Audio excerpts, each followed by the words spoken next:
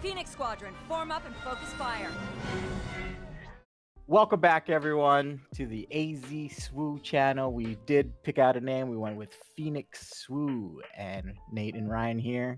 Hello. To commentate on the next game that we have here. We got the Boba Yellow, the Boba Burn, some people may call it, and our resident Annie player here for the third time on this channel. You'll see the Anakin Colossus being played here. So that's Brandon on the left and Daniel on the right.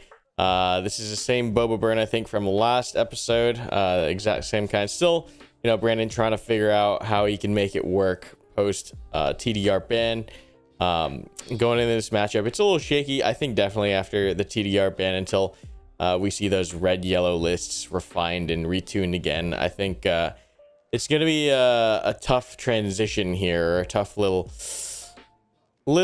bit of struggling as these decks kind of get leveled to the playing field. So we see some pretty strong starts here, however, from Boba, seeing a 2-1 drop start, which is pretty good, especially going into Annie. It means he should be able to clear this Sabine, I believe. He might not be able to. Depends on what Daniel does here. He might get the free kill on the Greedo, which it looks like he is doing. It does make that very difficult now, because if he swings the if Brandon on the left swings that Stormtrooper into Sabine, Daniel would have to elect to put the indirect damage on a Sabine to kill it. So it looks like we are going to see that get pushed into the Sabine. An interesting choice here. A 2-for-1 for Daniel right off the bat. What do you think about that play right there? I think one of the biggest things I saw from that play was just the Fett's Fire Spray discard. I know back in TDR days so long ago, the Fett's Fire Spray was a great target from the TDR, just because with Boba as leader, you'd get that extra 2 indirect damage, 3 tapping Boba Fett there. The strength of the double 2-drop play, again, getting the Greedo killed for free and kind of whiffing the Greedo trigger there is a little feels bad, but I don't know. It's the board state of Daniel's looking pretty good with the Sentinel there. Yeah, a good thing here is that we do get a relatively decently valued IG-2000, finishing off that Sabine that was damaged and pinging the shield off the village protectors. So not the worst spot that we're in here for Brandon on the left, but we are already down to 1 card in hand for either player. Getting rid of that sneak attack, I definitely think, is the correct move here. Looks like he top decks. Is that another sneak? No, it's like a surprise strike. A surprise strike. And we see some restore cards. We see a Quill and a restored Arc 170. Or Daniel can't tell what that bottom card is. Looks like he's opting to resource the Arc 170 here. Not going to be challenging space just because the IG-2000 can knock it out for free and get overwhelm damage if he pumps it. But we see the surprise strike, and we see an aggro playstyle here from Brandon on the left, swinging at 6 damage to base. The question these days, right now, with all these red-yellow decks is, can these decks continue to try to close out games by the 6 or 7 resource turn without TDR? TDR representing generally a ton of damage, an absurd amount of damage previously, with being able to TDR out Ruthless Raider, getting a ping and a swing in, or even, Hail Marying in Devastators for 14 damage with Boba and the Boba trigger. So yeah, it is pretty tough now, because you are losing access to, I wouldn't say guaranteed 14 damage Hail Mary, but high likelihood. Searching 7 is no small thing here, and it does look like as we enter the mid game here, Daniel has solidified the ground board quite substantially. There's nothing really that Boba can play on the ground that the Annie player will not be able to just swing over with that pump from Annie and on the Cassian. So ground plays from here on out are pretty rough. The good news is that Boba does not play that many ground units.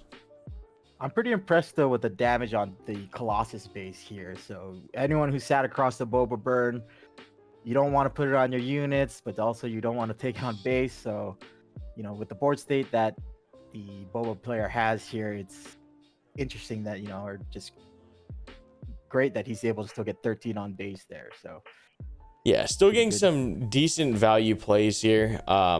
Ruthless coming down on 6. But yeah, that threat of the Annie just constantly. Ooh, interesting choice here, opting to put the damage on the Cassian rather than kill the village protectors. I think Brandon's trying to flip and kill the Cassian, but I think denying the 2 immediately is not a bad option. But as I was saying, Boba into Annie, you do have to be careful. You have to be able to close out that game, just because if you get him close but you don't kill him, that Annie swings for an absurd amount unless you have no good to me, or no good dead. So looks like we are going to see the Cassian kill and 1 damage on the village protectors. Yeah, would you consider that a misstep there, though? Because I personally, he kills the Ruth with the Ruth Raider, and then he flips Boba onto, and then just does a 4 damage on Cassian. I think it might be a minor misplay, basically because he can't stop the Cassian from swinging. So he gets in for 3 with the Cassian, and he gets in for 2 on the village protectors as well. Whereas he could eat the 3 from the Cassian, but take out the 2 on the village protectors to secure that kill. But yeah, Great Annie with a insight. lightsaber on the ground. Thank you, Nate. Thank you. And we are scooping to go to game 2. Yeah, just could not close that game out. Annie swings a massive amount with the lightsaber. If you do not have no good to me dead for the Annie flip or a clean answer to stall out or a way to finish immediately, the game pretty much can end in this matchup on that turn. Just speaking from a lot of experience playing Boba pretty extensively, not extensively, but like a decent amount leading up to sectors and at sectors. Yeah, I think before with TDR, I think the Boba deck would be favored, but yeah, now it's a super hard matchup. I talked about the opponents across the Boba, squirming to put damage on base, but actually in Anakin's favor, it looks like they maybe want to put a couple points on base just to get him to those certain break points where Annie's just swinging for huge. So yeah, kind of plays into the Annie, which is very interesting. Until the Boba player hits 7 resources where he could potentially sneak attack a Devastator out, he can't hit that 14 damage turn. Like before, they could hit it on turn 6 with a turn 6 TDR reaching up to 8 to play the Devastator for 14, which means that as an Annie player, you either have to have an answer for it, or you have to keep base health below like 21. But now that that's out, like that, it gives him maybe a whole extra turn to eat damage without having to even think about the Devastator play. And for the Devastator play now, you need the sneak attack and the Devastator in hand, which is in the past, you just needed the TDR on that 6 resource turn. So, or even 7 resource turn, you could do it, obviously. But yeah, that TDR does make this matchup pretty interesting. I think I talked to Brandon briefly about this and also looking at my own Boba list. I think Boba's gonna have to play a little bit slower. I think it just barely does not have enough power to suicide kamikaze go straight for the base in every matchup anymore. I think the playstyle does need to adapt to maybe a bit more of a longer mid-range deck, and just getting a lot of value out of indirect over the course of the match rather than suiciding units YOLOing into the base just because not having access to a 14 damage finisher or Ruthless Raider TDRs slows down the deck considerably. So red, yellow villainy, you're thinking more of some no good to me deads, waylays. Yeah, waylays for sure, no good to me deads. Mid-range cards. Yeah, maybe some open fires even too. And just like grind down players and just get good value with indirect rather than like before. Well, playstyle for Boba before into a lot of matchups was just like, I'm gonna sneak attack my droid missile platform because like I'm just trying to get damage. You just push damage because once you get them into that 14 damage range, you can Hail Mary a Devastator, or you can, your Ruthlesses can clean up. But now it's just like you don't have access to that large swing potential. It relieves a lot of pressure. The new JTL card too, the Planetary Bombardment. Yeah, Planetary Bombardment, also a good finisher, but once again, like they need to be in that kill range or near it in order for the card to be powerful. And it's just hard to get players that far, that fast now. It's just slowed down. So we'll see where the Boba, I'm interested to talk more with Brandon and see where his Boba deck lands and what he decides to do. I know he does like the aggro playstyle, so we'll see if he is able to retweak the Boba and maintain the aggro space race, or if he decides to switch decks, or if he tweaks the Boba to something different. Yeah, I think I still think Boba has play.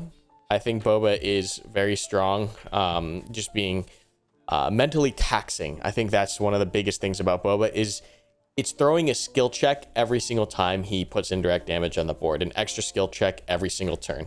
And if the opponent messes up or they misplace the damage or they don't know what to do with the damage, not once, but twice, but every single time that indirect damage comes in, it just opens up a lot of room for misplay, which is, I think, like the super toxic trait about Boba is that the opponent has to think more. And it can just, one mistake on where that damage goes could end to big value IG 2000s, and to lead to Ruthless Raiders doing damage to kill something, lead to a Boba flip to kill a whole bunch of stuff.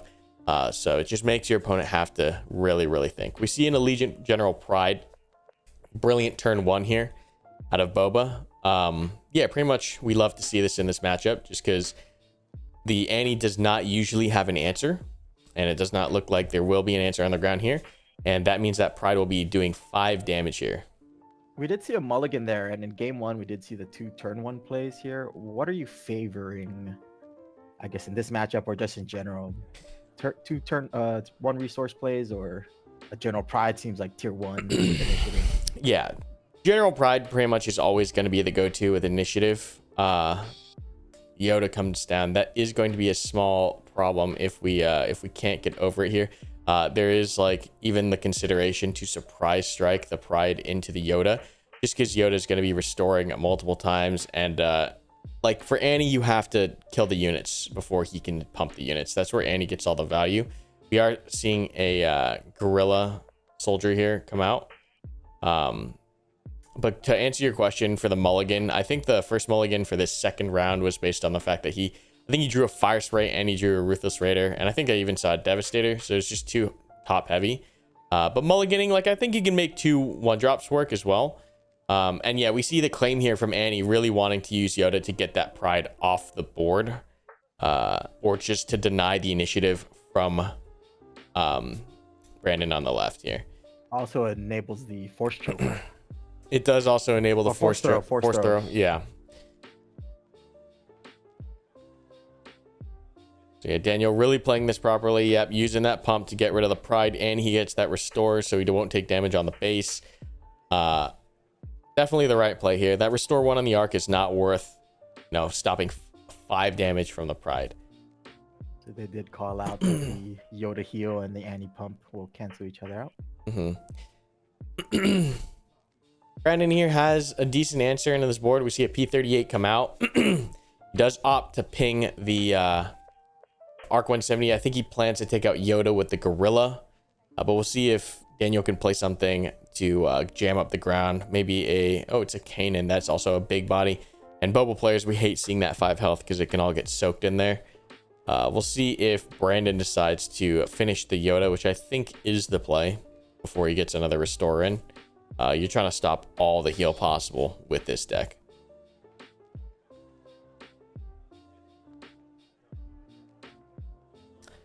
Jumping into game 2 here, we actually have a special guest joining us. Hello. Hello, it is Brandon himself. That's me. So we're at game 2 here. About resource 5. You've got the lead 6-0. You got a gorilla on board and a Greedo, but a big butt Kanan on board here. If you're tuning into the stream here, what are your thoughts on this board state? I like the board state. I know how it turns out. I won't spoil anything, but good looking board state right now for sure. Probably looking back on it, want to swing that Greedo into the Kanan. I can't remember if that's what I do or not.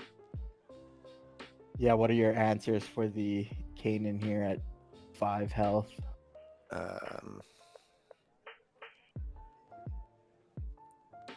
Surely I swing that Greedo. Surely.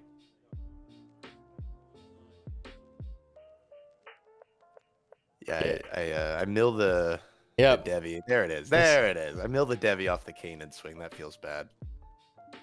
So that's a 2 restore heal from the Kanan. And that looks like a pillage. Yeah. Is that number 1? Pillage number 1, I believe it is. Interesting choice here to keep the surprise strike with only 4 damage on base. What's the thought process here? Is it just want to push that 3 extra now? No thought, go fast. Okay. Very good, very good. Still got the Django in you, I see. Dude, don't remind me. All right, so we're looking at 6 resource. We got Annie coming out. What's the clean response to the Annie in this deck here? Couple. Interesting. Well, I mean, so you held the surprise strike but did not play it that turn. Is that what happened? Your eyes are not mistaking you, Ryan. Interesting things we're seeing here this game. Oh, we see a second pillage. That definitely hurts. Yep, I've had that happen before. Strike. And now we're in a tough spot here. At least you have a pilot target here. Here's my stress stretches there.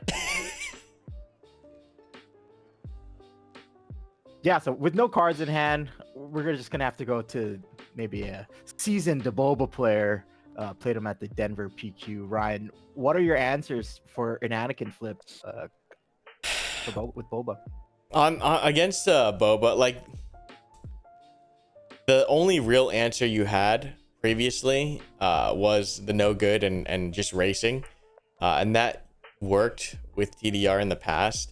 I don't know if that's enough these days with how much slower the deck has become. I do believe that the answer moving forward might look, just because the games go on just 1 or 2 turns longer. I mean, so here's the thing. Without TDR, the deck slows down considerably. With the deck slowing down considerably, it doesn't just mean that like, oh, I'm aggro and I just get there 2 turns later. That's not really possible because you just get outraced. So I think the game plan for my Boba deck is going to change considerably, where I'm no longer racing. I'm just controlling and doing damage as much as possible. Just because, like, if you slow down 2 turns and you keep trying to race, like, you get outraced by mid-range decks now even. And it feels bad. So I don't know, the game plan has to change some way. I think like maybe a combination of Boba flip, open fire, or like definitely maybe I run more force chokes in the main to do more direct damage, something along that nature. Also, like running against hand hate decks like Quinlan or even Annie, like that's also one of the weakness. I know it wasn't here, but like playing multiple cards per turn does hurt. Like generally I'm trying to just play 1 card per turn because playing more opens you up to hand hate as well, but it's just tough. Sometimes you just draw all the hand hate that they double pillage back to back, triple pillage back to back to back, whatever the case may be. Sometimes you just draw it. You had an early claim there, Brandon, without swinging the Elite P, or what are you looking to draw? Or you just want to get the swing on from the Boba? I just didn't think he had another play there, so I thought if I swung, he was going to claim, and I didn't want the extra Anakin damage to go through. We do see another General Pride there, so we know how much damage that can do. Oh, the big Luke comes out, Elite P. Yeah, big Luke. And this is that problem I was talking about before, is like just because the Boba deck is slowed down by like 1-2 turns, it's enough that like you still can't race 1-2 turns. Like it extends the game just long enough for these decks to get out their big answers. So it really has been a challenge, even for me, to figure out how to get this deck to function post TDR. I think it's possible. I still think indirect damage is massive. I just think the game plan does have to change slightly. Yeah, I like seeing the effort here, Brandon. Definitely, Thanks, giving Coach. it another definitely. Especially like though, at this board state though, I mean, you have a big Luke you have to take care of, but all you've got is a restored arc in the air. Luke's done for. With the big capital ships, if you draw them, does this swing? Could this swing in the way of Boba late game? I don't think there's enough health on the base. There's a lot of restore options from Daniel, and like 6 health. Like he could drop the Devastator, do 4 damage, represent 9 more with the Devi, but then he's got to worry about some removal. He's got to worry about Luke's coming down to kill it. He's got to worry about the redemption coming down for a big heal. We're just playing in the deep end against a deck that has a bigger top end, and like whenever that happens, it's always tough. It's like kind of the same situation here. It's like if a Sabine is in this spot as well, like it's also pretty much a scoop for them too. Just when aggro gets to that 7-8 resource area, a lot of these decks start to turn the corner and stabilize, like the decks on the right, I mean. So yeah, I don't know how we, you know, as Boba players figure this out, because like I'm trying to think of the big threats in red yellow late, and there aren't many besides Devastator and the Radiant, which is like kind of okay. Radiant's all right. But there's nothing game ending. Maybe a crate. But at this point we're getting into like weird territory. Oh, we're getting weird. Yeah, this guy's playing. He's playing solitaire here. He's just swinging Luke, healing 3, playing C3PO, and he's still got resources to spend here. At least the guerrilla soldiers got to stand up. We like to see that. Yeah, and anytime using aggro deck or having to put damage on like big cards to try to remove, it's a feels bad. Been here. Double Concord Dawn. Yeah, no Radiants or Devastators are gonna get through that. Yeah, so it's tough. It is tough. I think Did he pump the Restored Arc to kill the... Yeah, he did pump. Yeah. Okay. Yeah. Luke is off the board. Oh, finally took out that Luke. Yeah, so like even here against a non-Colossus deck with TDR, you still have a chance because of like TDRs, but those are out now. So it's like the conditions to get a Devastator ready on board are super tough because you have to have both cards in hand versus just the one. Since we have you on this episode, is that a foil prestige Fet's Fire Spray? You know what, Nate? That is a foil prestige Fet's Fire Wow. Spray. What a madman. The Kanan with just the big booty. I think these Concord Dawns also have about 4 health. Did you side in Force Choke? Sorry for this. No. Did you I side at didn't put all? Or did you side? I cited the disabling. Or no, I didn't. I have no idea. All good, That's why you all brought me good. on, I've right? been I've been in that state before, so I get it for sure. Yeah, and once the board gets super wide like this, indirect damage becomes incredibly less useful. Less just 'cause, impactful. yeah, it can get spread everywhere. This is where like I think about like bombing runs. You know, there's a bombing run dream somewhere that makes it in. There's a caught in the crossfire dream in there somewhere. I think red might have a decent amount of tools to keep the board small and just drag out and just get slow chip damage in with the indirect, which is I think one of the game plans that is possible now. Yeah, it just feels, just don't know if it can race like it used to. As someone who hasn't played Boba too much, do you have to declare your attack? Yeah, so you declare Before- target, and then the on attack happens, and then the attack damage happens, and then or before the attack damage happens, when that indirect damage comes in, you can activate your trigger. I know you wanted to mention something, but I think you saw what did Daniel just play there? Is that The third pillage. the third pillage? Is that Yeah, there's that third pillage. he really does not want you to play the game. I'll check out this Kanan mill too. Oh, bro, you were just not destined to win this one. Yeah, 2 Devies in the deck, milled by Kanan on both of them. Yeah, that's tough. That is Two Devies. tough indeed. Daniel had better heart of the cards. What do I say? He did have better heart of the cards. With a perfect draw, is there any? No, there's no out here. Does this matchup get any closer? 35 health is a lot to get through. Yeah, it's tough. It is super tough. So it looks like Annie does take game 2 here, goes 2-0. Yeah, And pretty easily. so, what are our thoughts on Boba Fett? And are you gonna keep Um, playing him? My Give us- thoughts, I'm looking for a Quinlan showcase, so if anyone's got one. All right, we'll see that in Discord. Looking to trade, looking to sell, looking to buy. That's too funny. I love Great. it. Well, Yeah. thanks for joining us on this episode here, and really appreciate the insight, and hope to see what you get to brew up next in our competitive games. Oh, yeah. Thanks for having me.